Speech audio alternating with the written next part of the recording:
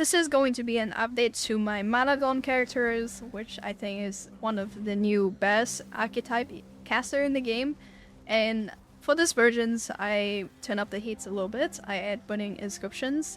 I'm using cast on elemental ailments, and this version of the build is capable of doing all content in the games, running all map modifiers, and farm all kind of contents, Simulacrum 3s, boss, Zeus Temple, you name it. It is extremely tanky. In this video, I'm gonna go over why I pick the Infernalist, and why I think this is one of the better mana stackers in the game right now. Let's go over a few pros and cons of this character. Now, like I said, this character clears all contents, and we run all map modifiers. We don't care about less recovery or anything, because we recover mana, and mana is our defensive layers. We have insane recovery and damage. Our mana recovery is like 20k per second, so as long as you are still casting, you will not die, and the damage is insane, right? You just one tap everything. That is not Pinnacle boss. We one button playstyle.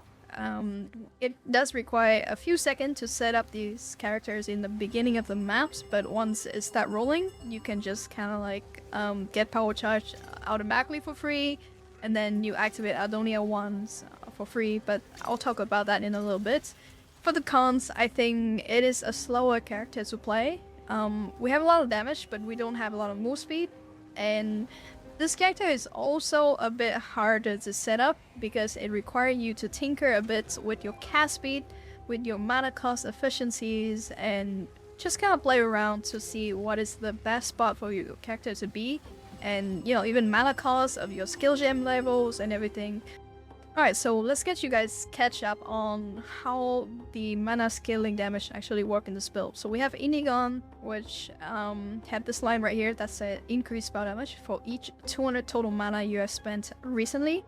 It also increased the cost of skills, but that's not going to be a problem for us because we're actually going to try to get cost efficiency and everything up. But your goal is to have, you know, a consistent way for you to like keep casting the spell. So, for example, here I have 2.4 casts per second. You don't want to cast too fast because you're going to ramp up too fast and you can't sustain your mana. But I get it to a point where I'm comfortable with spending this much amount of time casting and I can sustain it. Let me just quickly show you.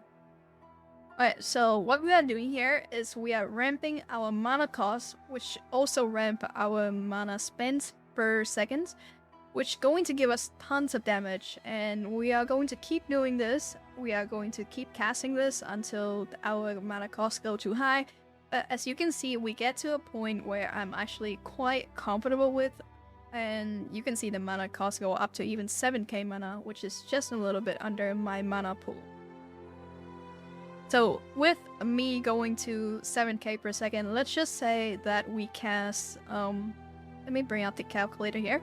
So let's just say that we cast twice per second and we time that with 4 because it's based on the recently. Which means that we are going to have 8 casts in 4 seconds, and we just going to take an average of, let's just say, 5k mana. And that means that we spent 40,000 mana recently, which, yeah, 2 casts per second over 4 seconds. And we just need to divide that number with the 200 from Indigons. So that gives us 200, and we time that with 15% increased spell damage. So that is 3,000% increased spell damage.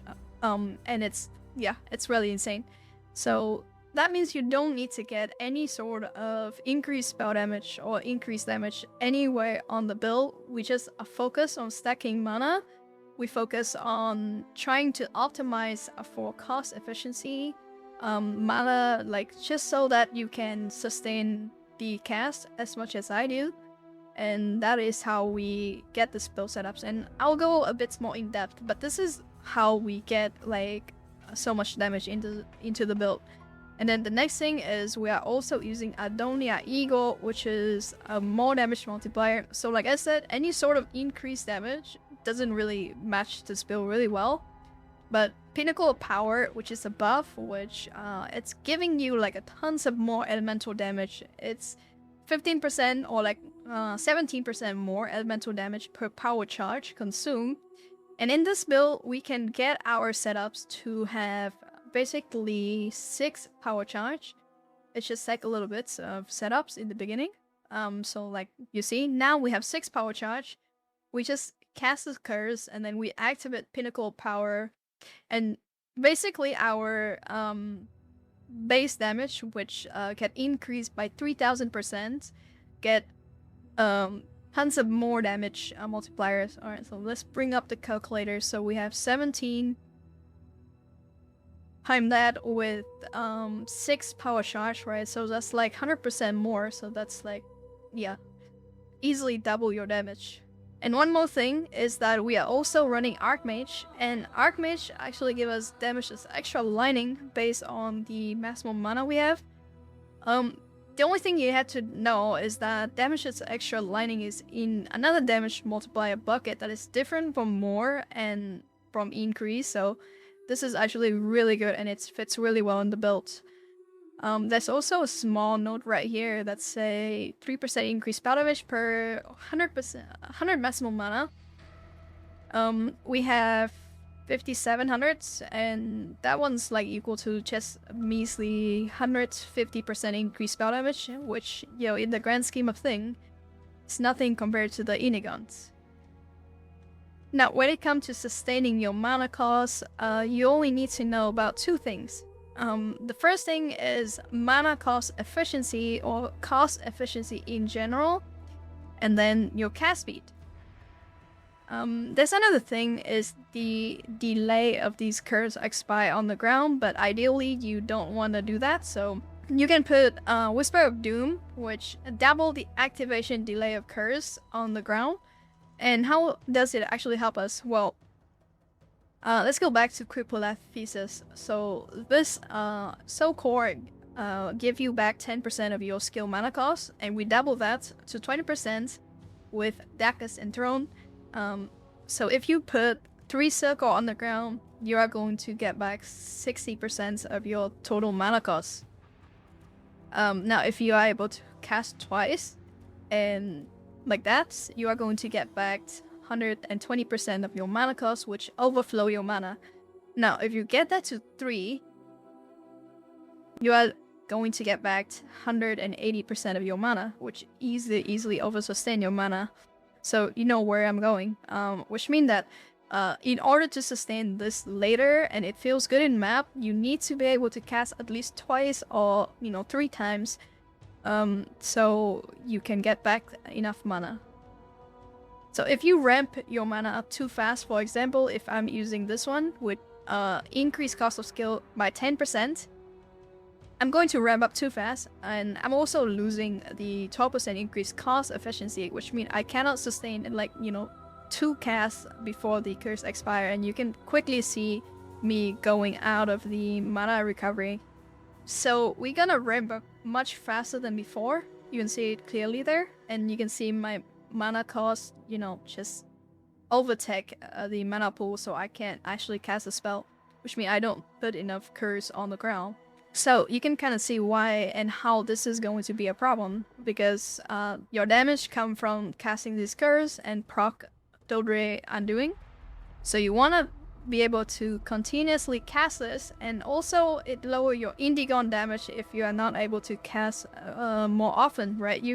Your spell might cost more, but you are going to cast less per 4 seconds, so you're going to do less damage.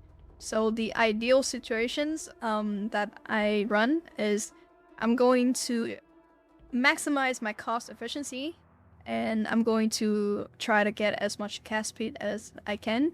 And yeah, that's how I optimize for more damage. So you can also lower the base cost of your skill as well if you don't have as much mana pool as me, by just lowering the skill level.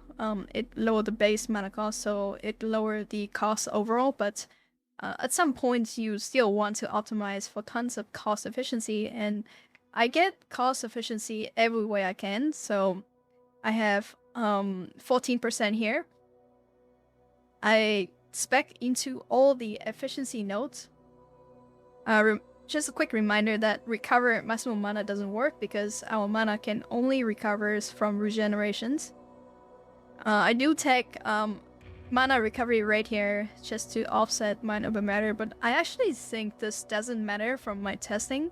I'm going to play safe and just spec into this for now, but if you're lacking point, you can drop this. And then, you know, we're at cost efficiency here. We also take mana overflow with this Undying Hate, so yeah, we get less mana regeneration rate, which means that we will have to try to get mana regeneration everywhere else, on gear and everything. I anoint for this node right here, which give me 15% increased mana cost efficiency. I also have that socketed into my Indigon, and then my Indigon rolls with 5% increase so that it ramp up as low as it can. And you can see that we still get to the, we can still get to the point where we do a lot of damage. The problem is you want to cast as many as you can over the course of 4 seconds, so cost efficiency is actually the key to do that. I also take a few of these cast speed node, which if you are not at the point where you feel like you can sustain the mana cost, you can also drop Overzealous, you can drop, cast speed somewhere else, on these things. But make sure you're trying to optimize for like cost efficiency, and if you can't get like a small roll of this, right, you can get a higher roll, but you can lower the level of your skill gems. But yeah, other than that, I think I still, not really fully maximize these characters, but getting to high level of Archmage actually make your spell cost less. So it could help a little bit, but yeah, overall, you have to understand how Kupoleth work in order to sustain this during maps. So now that you understand how the class work, or how the build work, I think you kind of get the idea that the Ascendancy doesn't really matter too much. I pick the Infernalist for the theme of Flame, right? But I plan to do a Lich setup, which I think might be even better in the endgame. So for the Infernalist, we do get a bunch of extra mana from these 2 nodes. It gives us about 800 mana. And then you do get to be a bit more tanky. Make sure you cap your Chaos resistance. Once you take this node, you take physical damage taken as Chaos. And then these 2 small nodes right here give us increased maximum mana and then increased flammability magnitude, which is good because we are playing a cast on Elemental Ailment. This node doesn't actually do anything because we are already playing Adonia 1 with Pinnacle Power, which give elemental damage, contribute to, Ignite, Shock, and Freeze already. But yeah, beside that, it's quite flexible. I do like the Infernalist for like the budget version because you get access to like decent mana, and we don't really use our HP, so it's not gonna be a problem for us. But yeah, our starting location is also quite good as well, but you could make the same argument for the Lich. Yeah, I just thought it fit the themes better, but yeah. Right, so let's quickly talk on how we set up this build, and we have a few skills here that I want to talk about. So Pinnacle, Power, Frostbomb, and Firestorm. So just kind of ignore the support gem for now, because you can kind of see that in the build planner, which I'm going to post on Novelitics. But Pinnacle Powers requires you to consume Power Charge in order to get more buff durations. You want to get more elemental damage, so you want to get more Power Charge as well. And we combine that with this node right here, that you gain Power Charge when you consume an elemental infusion, which is why we have Frostbomb and Firestorm here. So Frostbomb gives you Cold Infusions, and then you cast Firestorm to consume that. And then you cast it again, and yeah, and then you cast Firestorm, you get the idea. We get ours. Like sometimes you have like more charge, right? So you get to 7 power charge, and then you tap your curse, and then you swap to this, and you cast Pinnacle Power using the power charge we get on our second weapon set. Yeah, so Pinnacle Powers. So at this point, you already have 7 power charge, and during map, you don't actually need to do the same Frostbomb and Firestorm combo again. we actually get a tons and tons of elemental infusion just because we are using siphon elements over here. So you get power charge, fire remnants, lightning remnants, cold remnants when you are freezing, ignite, and sharp targets. So we do a tons of that when we have pinnacle power, which at that point you only need to cast Firestorm when you have like over 3 of each of those infusions, and you will instantly get to cap power charge, and then you do the same thing, right? You're casting curse and then you cast pinnacle power. So it's just one button when you are mapping, with occasionally, once every minute or 2 minutes, you would cast Firestorm. And then, yeah, beside that, we have cast on elemental ailment. Now, this one is interesting, because this one does actually scale. Like, there's a way to actually scale the energy gain from this. You can either run Overwhelming Aura, which I choose not to because it costs strength, and I want to stack as much in as possible on the skill tree. So, yeah, I don't go for that idea. We actually get tons of energies from Burning Inscriptions. So this one deals damage based on our maximum mana, but I think it also gives you damage if you scale up more spell damage onto this. So yeah, with more spell stacking from Indigon, we actually get tons of energies from the Burning Inscription as well. But it's every time that you cast this curse on the ground. It's not actually, it's only count the initial hits. But otherwise, we socketed Temporal Chain in here with Spell Cascade. So this will actually helps you a lot during maps. It casts Temporal Chain to slow the enemy, and it's Spell Cascade, and it counts as Runic Inscription as well, so you would have like 0 issues sustaining during maps. If you are fighting a lot of monsters, you can see like we cast a crazy amount of Temporal Chain. And then Spell Cascade also works well with comets, which, yeah, we also cast a lot of that. We want to delay the spells a bit more with Ritualistic Curse, so we can get more out of it. So we constantly have a source of Curse Ground on here, and it's expiring, and it's recover our mana, which even when we are taking damage or we are stunned, you're still going to recover tons of mana from this. And then obviously you want efficiency as well, so the skill have less cost, so you can actually proc and cast the spell because they do also cost mana. And the mana also go up, right, when you are scaling the increased cost with Indigons. But other than that, yeah, it's a simple one-button playstyle. Comet's gonna kill everything, and eventually I, plan to drop Elemental Ailment, but it's a lot better on a budget if you are able to run the setups. The one itself is not too expensive. Make sure that you want to get the maximum power charge here. You don't really need like +1 maximum power charge on the helmets. I was actually using the normal version for a while. But yeah, this is our whole skill gem setups. Yeah, support gems, I think there's nothing much to say here. We have Overabundance. Basically lower the frost bomb duration as much as I can.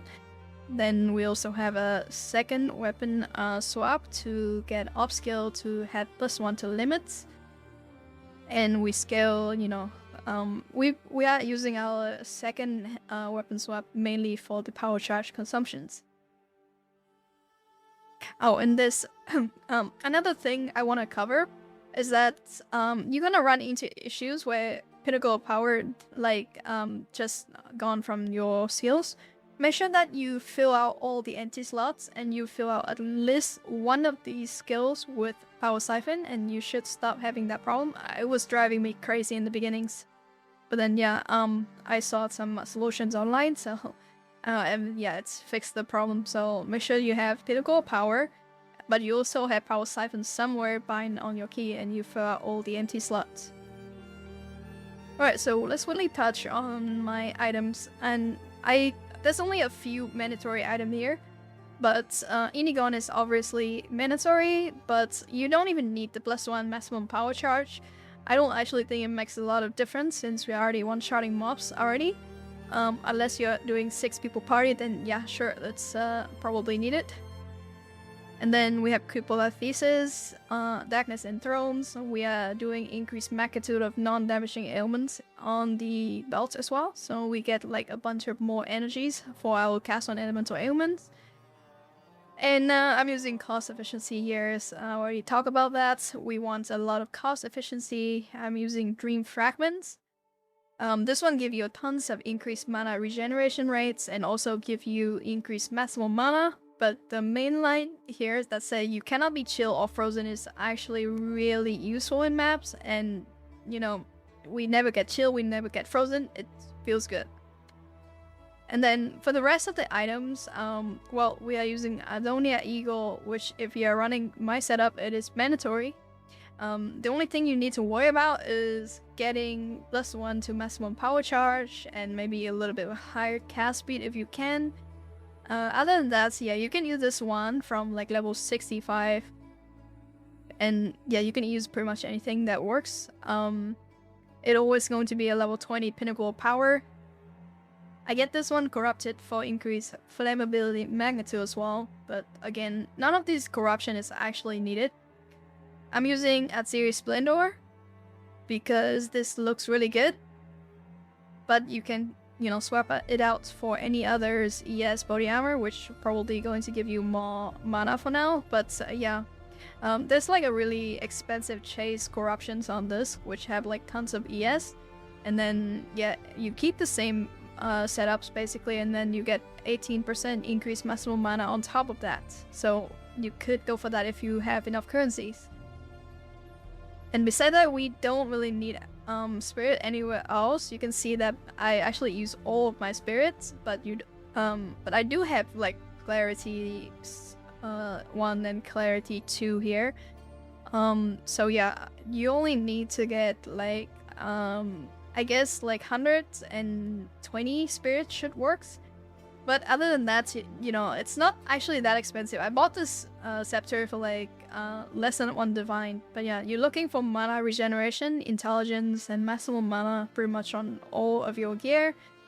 And you want to cap your elemental resistance, right? You want to cap your chaos resistance, and you want to have as much ES everywhere on your gear because it's gonna get converted into mana. I don't think my charm is optimized. We don't get freeze ever, so this one doesn't even work. We have Lavianga Spirits. This one, I don't think it matters, but I don't press any flash anyway, so... on the actual jewels, right, we have one right here which I went through. This one gives you mana cost efficiency. I think this is the mandatory line if you are going for my setups. It gives, you know, 14 to 16, so it's pretty good. And then you can get damage as extra lining or like any of the other elemental. Like I said, damage as extra is in another damage multiplier bucket, so it's really good for this build. And then my other jewels, I cap my elemental resistance with Grand Spectrum, so I do have 3 of them. And this one should be last. If you are able to cap your elemental resistance just by your gear, right, and then you are using a rare rings, and then you get a bunch on here as well, feel free to get more of these normal jewels, right? So we are looking for magnitude of ailments you inflict, you know, shocks, flammability, cast speed, everything's just nice. I do use one unique diamond right here, so this is a new diamond. You can roll this one to get a keystone, which is really good. I chose to go for Unwavering Stance, which have a huge downside, which is that you cannot dodge. And somehow dodge is bind to running in this game, so I actually cannot run. So like, it's a huge problem, but I don't mind walking a bit slower, so that's not a problem for me since I rarely die, so I don't have to walk back. But yeah, totally unnecessary. Feel free to like drop this and go for dodge. And if you can dodge, you can run. The downside of less maximum life obviously doesn't really affect us because we don't use our life anyway, so that's like a free. Other than that, yeah, like go for more of these magnitude of ailments. It helps with the build. Like we don't need damage anywhere else because we already doing so much damage anyway. Alright, before you guys are asking, the way I level this character is using my hollow palm setups that I shared on the previous video. It is a great way to level, and you can swap to the setups at level 65, so you don't even need to like wait that long, because at level 65 you can equip Quipolath, and then you can use Adonia Eagle as well, so everything is ready at level 65, and you are just like the strongest caster at level 65 ever whenever you swap into the setups. Anyway, so that is my build updates. It's holiday, so I've been enjoy the holidays quite a bit, and also playing, but less editing much. So let me know if you kind of like enjoy this narrations a bit more. It's less editing, but it's also feels pretty nice to just sit down and talk. Anyway, this build, I have enjoyed this build a lot. I plan to push this build a lot more into the endgame. There's like plenty of things you can do to optimize. Like I said, probably drop elemental ailment because I don't think it's needed at all. Sometimes you run into mana siphons and you can die randomly, but usually they are not a problem for me since they are just like disappear from the map anyway in like one click. Other than that, you know, have fun with the build, right? It's pretty hard to get it going, but once it starts rolling and once you have the mana cost kind of figured out, it feels great to play. It is really tanky. It's comfy and chill. Probably the one of the like more tankier setups that I've run, and is capable of farming all contents in the game. You don't have to worry about map modifiers. Like I said, you can farm anything in the game as you want to. Other than that, guys, hopefully I don't scare you guys with the jump scare of my avatar. But hope you enjoyed this video. Thank you so much for watching. See you guys in 2026 and in the next one.